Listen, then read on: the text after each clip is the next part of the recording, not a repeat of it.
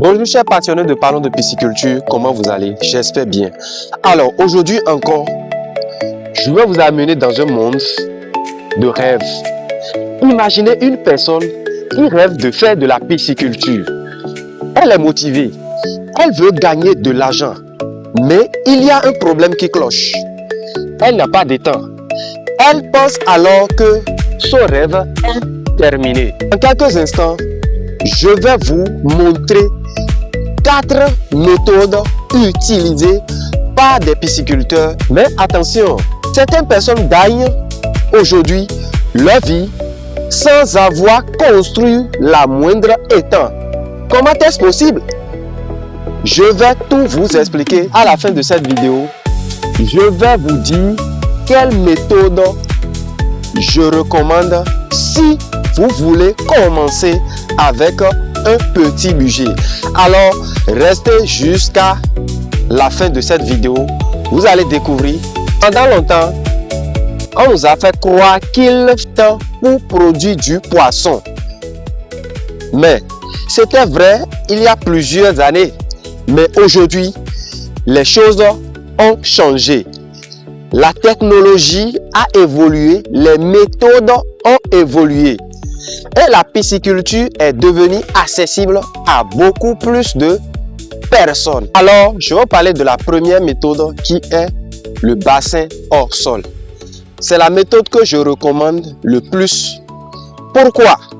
Parce qu'elle est simple. Vous pouvez installer un bassin dans une petite cour de maison. Vous contrôlez facilement l'eau. Vous observez rapidement vos poissons dans l'eau. Est-ce que vous voyez?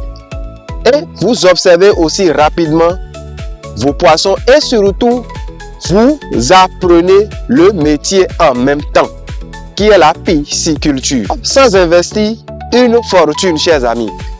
Et le Claria s'adapte très bien à ce système-là dont je vous parle.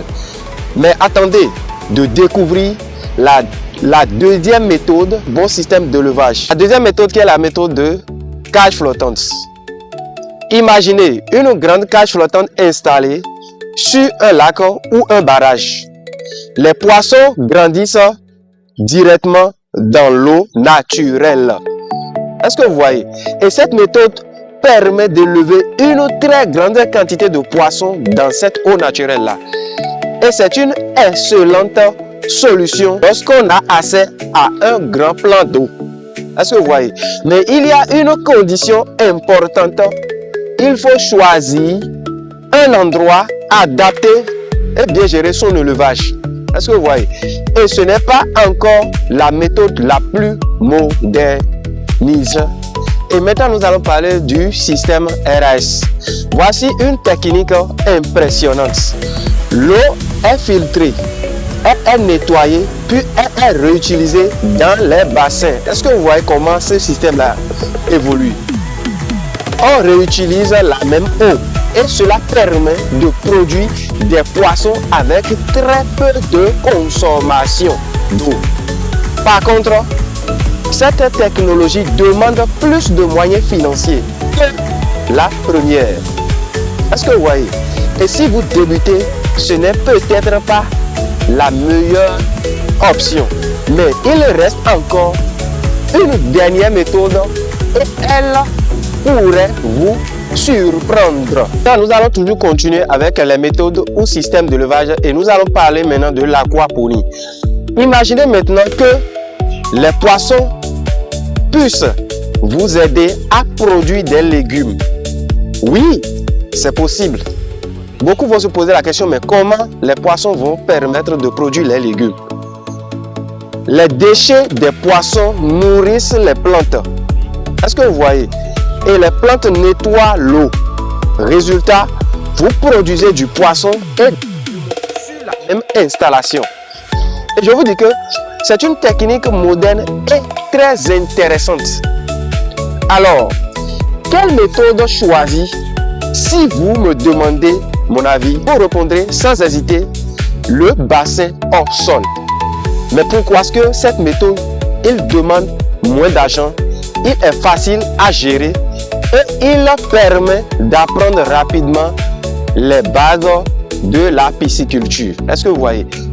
Donc, beaucoup de grands pisciculteurs ont commencé de cette façon-là. Même moi qui parle, j'ai commencé aussi par là, par le bassin hors sol. Peu importe la méthode que vous choisissez, si vous oubliez les 4 règles suivantes, vous risquez de perdre vos poissons. Première règle, toujours vérifier la qualité de l'eau, donner une alimentation adaptée et éviter de mettre trop de poissons dans le même bassin. Ça là, ça tue beaucoup de pisciculteurs débutants aujourd'hui. Est-ce que vous voyez? Et je vous prie aussi de vérifier, d'observer vos poissons chaque jour que vous nourrissez ces espèces-là. Très important d'observer la manière dont ils sont en train de manger, d'observer leur mouvement dans l'eau chaque jour vous les nourrissez. Conclu, vous pouvez réussir en pisciculture sans avoir un étang. Ce qui fait la différence, ce n'est pas la taille de votre terrain, je vous dis. C'est votre manière de gérer votre élevage. Alors, dites-moi dans les commentaires, si vous avez 300 000 francs aujourd'hui, quelle méthode choisirez-vous pour commencer? Je lis tous vos commentaires et je réponds à un maximum de personnes. Alors, si c'est pour la première fois, vous êtes sur notre chaîne Parlons de pisciculture, je vous prie de vous abonner, de liker, de commenter et d'activer la cloche de notification pour ne plus jamais, au grand jamais, rater de pareils contenus. Merci d'avoir resté jusqu'à la fin et à la prochaine. Abonnez-vous à la chaîne Parlons de pisciculture et contactez-nous au +229 65 64 95 12.